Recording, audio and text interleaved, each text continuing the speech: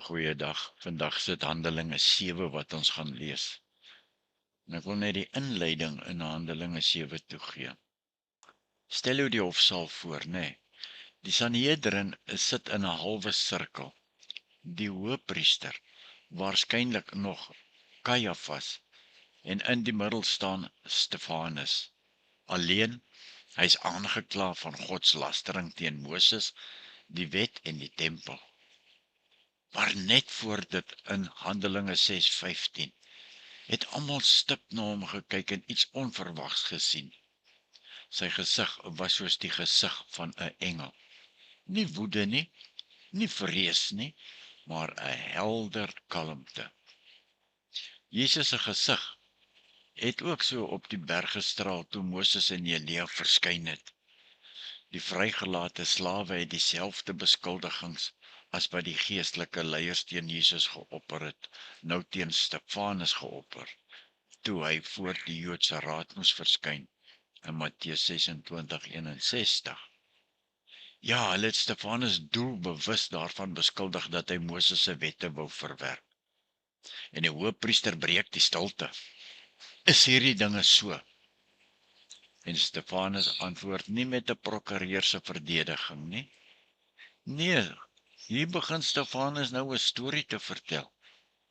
Hy neem hulle terug na Abraham, daar in Mesopotamië, lank voor daar 'n tempel was. En hy wys hoe God homself openbaar het sonder mure. En dan na Josef. Josef verwerp deur sy eie broers, maar deur God gebruik om hulle te red. En dan na Moses, 2 keer verwerp. Eers as jong redder en toe weer in die woestyn. Tog presies die een wat God gestuur het. Israel het 'n patroon om die verlosser wat God stuur te verwerp. Stefanus bou nie 'n saak vir vrylating nie. Nee, hy bou 'n spieël. En teen die einde van die hoofstuk gaan daardie spieël die raad so ontbloot dat hulle klippe optel en hom doodgooi. So kom ons lees nou Handelinge 7. Ou Stefanus se toespraak, vers 1. Die hoëpriester vra toe vir Stefanus: "Is dit waar?" Toe sê Stefanus: "Broers en vaders, luister na my. God, aan wie al die eer toekom, het aan ons voorvaders Abraham verskyn toe hy nog in Mesopotamië was, voordat hy in Haran gaan woon het. God het vir hom gesê: trek uit jou vaderland uit, weg van jou familie af, en gaan na die land toe wat ek jou sal wys. Abraham het toe die land van die Galdeërs verlaat en in Haran gaan woon. Na sy pa se dood het God hom daarvandaan laat trek na hierdie land toe, waarin julle vandag woon. God het hom geen eiendom in hierdie land gegee nie, selfs nie 'n handbreedte daarvan nie, maar hy het wel beloof om dit as besitting vir hom te gee, en na hom vir sy nageslag, alhoewel hy nog nie 'n kind gehad het nie. God het so gesê: sy nageslag sal bewoners wees in 'n land wat aan ander behoort. Daar sal hulle slawe wees en 400 jaar lank baie swaar kry. Maar ek sal die nasie straf wat hulle as slawe aanhou.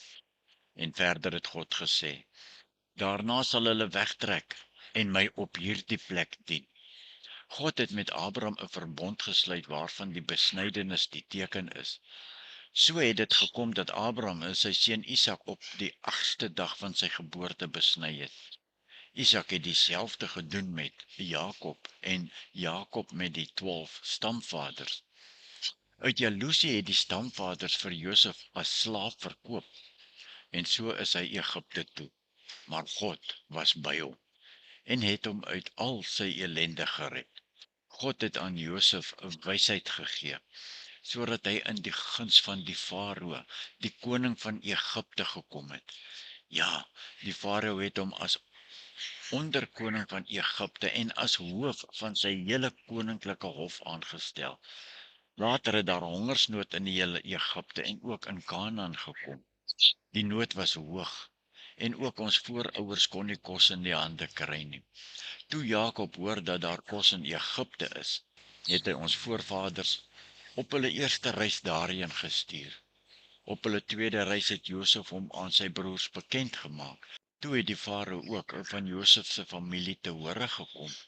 Josef het vir Jakob sy pa en die hele familie laat haal, 75 mense altesaam. Jakob het Egipte toe gegaan en daar het hy en ons voorvaders gesterwe. Hulle liggame is na Sichem toe gebring en begrawe in die graf wat Abraham vir 'n som geld daar in Sichem by die nakomelinge van Hemor gekoop het. Teen die tyd dat God die belofte wat hy aan Abraham gegee het sou uitvoer, het die hele volk in Egipte reeds tot 'n groot getal aangegroei. 'n Nuwe koning wat nie vir Josef geken het nie, het egter in Egipte aan die bewind gekom. En hy het 'n slim plan teen ons mense beraam en ons voorouers wreed behandel. Hy het hulle verplig om hulle babetjies buite aan hulle lot oor te laat, sodat hulle nie aan die lewe sou bly nie. In die tyd is Moses gebore, en hy was baie mooi. 3 maande lank is hy in die ouerhuis versorg, en daarna is hy buite aan sy lot oorgelaat. Daar het die farao se dogter hom gekry, en sy het hom as haar eie seun grootgemaak. Moses is opgelei in al die wysheid van die Egiptenaars, en hy het uitgeblink in woord en daad. Op 40-jarige leeftyd het die verlange by hom opgekom om te gaan kyk hoe dit met sy mense, die volk Israel, gaan. Toe hy sien dat een van hulle deur 'n Egiptenaar mishandel word, het hy die slagoffer gaan help en die misdaad gewreek deur die Egiptenaar dood te slaan. Hy het gemeen sy mense sou begryp dat God hom wou gebruik om hulle te red, maar hulle dit nie verstaan nie. Toe hy die volgende dag op 2 Israeliete afkom wat beklei, wou hy vrede maak en hy sê, mense, julle is tog broers, hoekom beklei julle dan met mekaar? Maar die een wat die bekleierery begin het, stamp vir Moses op sy en sê, wie het jou as ons leier en ons regter aangestel? Wil jy my ook doodslaan, soos jy gister die Egiptenaar doodgeslaan het? Toe Moses dit hoor, het hy gevlug en 'n bywoner in Midian geword. Daar is vir hom 2 seuns gebore. 40 jaar later het 'n engel eendag in die woestyn by die Sinaiberg in die vlamme van 'n brandende doringbos aan Moses verskyn. Moses was baie verbaas oor wat hy sien, en toe hy nader gaan om te kyk wat dit is, hoor hy die stem van die Here. Ek is die God van jou voorvaders, die God van Abraham, Isak en Jakob. Moses het gebewe en dit nie gewaag om te kyk nie. En die Here sê vir hom, trek jou skoene uit, want die plek waarop jy staan is gewyde grond. Die mishandeling van my volk in Egipte het ek gesien, en hulle gekerm het ek gehoor. Daarom het ek gekom om hulle te red. Kom nou nader, ek wil jou na Egipte toestuur. Dit is dieselfde Moses vir wie die Israeliete nie wou aanvaar nie, en vir wie hulle gesê het, wie het jou as leier en 'n regter aangestel? Tog het God juis vir Moses as leier en redder na hulle toegestuur deur die engel wat in die doringbos aan hom verskyn het. So het dit gekom dat Moses hulle uitgelei het. 40 jaar lank het hy tekens en wonders in Egipte, by die Rooi See en die woestyn gedoen. Dit is dieselfde Moses wat vir die volk Israel gesê het, God sal uit julle eie geleedere vir julle 'n profeet, soos ek, laat voortkom. Dit is hy wat, toe die volk daar in die woestyn by mekaar was, die skakel was tussen ons voorvaders en die engel wat met hom op die Sinaiberg gepraat het. Hy het die lewende woorde ontvang om aan ons mee te deel. Ons voorvaders wou egter nie na hom luister nie. Hulle het hom verontagsaam en na Egipte terugverlang. Toe het hulle vir Aaron gesê, maak vir ons gode wat voor ons kan uittrek, want hierdie Moses wat ons uit Egipte uitgelei het, ons weet nie wat van hom geword het nie. Die gevolg was dat hulle destyds 'n afgodsbeeld gemaak het in die vorm van 'n kalf en daaraan offers gebring het en fees gevier het tot eer van hulle eie handewerk. Maar God het hom van hulle afgewend en hulle laat begaan om die sterre te aanbid, soos daar geskrywe staan in die boek van die profete. Was dit vir my, Israel, dat julle brandoffers en ander diereoffers gebring het gedurende die 40 jaar in die woestyn? Nee, julle het die tent van Molek saamgeneem en die ster van julle god Refan. Julle het hierdie beelde gemaak om te aanbid. Daarom sal ek julle tot die ander kant van Babylon wegstuur. Ons voorvaders het die tent met die getuienis by hulle in die woestyn gehad. Moses het dit op bevel van God gemaak, volgens die voorbeeld wat hy gesien het. En die volgende geslag het die tent ontvang en dit saamgeneem toe hulle onder leiding van Joshua die land in besit geneem het, waaruit God die inwoners voor ons voorvaders uit verdrywe het. Dit het daar gebly tot die tyd van Dawid. God was vir hom goed en Dawid het gevra om toegelaat te word om vir God 'n tempel te bou vir gebruik deur die nageslag van Jakob. Maar dit was Salomo wat die tempel gebou het. God het die Allerhoogste woon egter nie in geboue wat deur mense gemaak is nie, soos die profeet dit stel. Die hemel is my troon en die aarde die rusplek vir my voete, sê die Here. Watter soort huis sal julle tog vir my bou?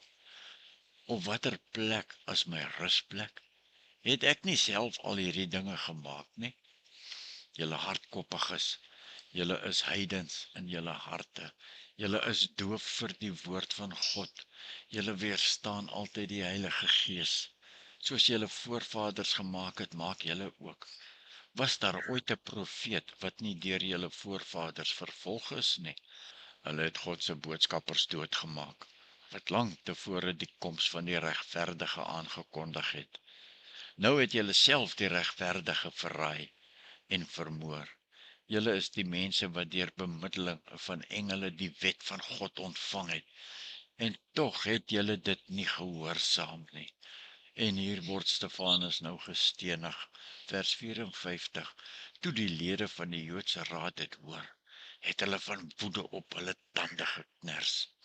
Maar Stefanus, vol van die Heilige Gees, het opgekyk na die hemel en die heerlikheid van God en Jesus wat aan die regterhand van God staan. Kyk, het hy gesê, ek sien die hemel geopen en die seun van die mens wat aan die regterhand van God staan. Toe het hulle hard geskreeu en hulle ore toegedruk. Soos een man het hulle op hom afgestorm, om uit die stad uitgesleep en gestenig. Die getuies het hulle klere neergesit by 'n jong man met die naam Saulus. Terwyl hulle vir Stefanus stenig, het hy geroep, Here Jesus, ontvang my gees. Toe het hy op sy knieë neergesak en hard uitgeroep, Here, moet hulle tog nie hierdie sonde toereken nie. En met hierdie woorde het hy gesterwe. Tot sover vandag. Ons gaan net so vinnig na 'n kort oordeenking kyk. En dan sal ons daarmee afsluit vir die dag. Kom ons dink net 'n oomblik dieper. Wat wil God ons deur hierdie gedeelte laat sien en verstaan? In Handelinge 6:15, julle sal onthou wat ons laas keer mee afgesluit het. En ons gaan eers die vers lees. Daar staan geskrywe, almal wat in die raad gesit het stip na Stefanus gekyk en hulle het gesien sy gesig was soos die gesig van 'n engel. Luister, dit is nie die son wat iewers ingeskyn het en op Stefanus se gesig geskyn het nie. Nee. Dis nie grimering nie. Nee, dit is die Heilige Gees wat sigbaar word in spanning. En 3 gedagtes, selfoordenking vra, nommer 1. Wat sou mense sien as hulle stip na my kyk, as ek onder dieselfde druk was as Stefanus? Stefanus se kalmte het gekom omdat God by hom was, nie omdat die omstandighede veilig was nie, absoluut nie. Wys my reaksie op onregverdige kritiek meer vrees of meer teenwoordigheid van God? En in die tweede plek, waar soek ek God se nabyheid? Die raad het gedink God woon net in die tempel. Stefanus, 'n engel gesig, herinner dat God by Abraham in Mesopotamië was, by Josef in Egipte, by Moses in die woestyn, lang voor enige tempel. Beperk ek God dalk tot Sondag, tot 'n gebou, dalk tot 'n ritueel, 'n selgroep of dalk 'n gebedgroep? En dan in die derde plek, en ons sluit af met dit. Hoor ek of kyk ek net? Die lede van die raad het die teken gesien, maar hulle harte het hard gebly. Hulle het die glans om Stefanus bewonder, maar die waarheid verwerp. Is daar dalk plekke waar ek God se werk raak sien, maar steeds weier om hom te gehoorsaam? Tot sover vandag. Seën ook vir jou wat die evangelie van Jesus na ander toe oordra, die waarheid, Jesus Christus. Amen.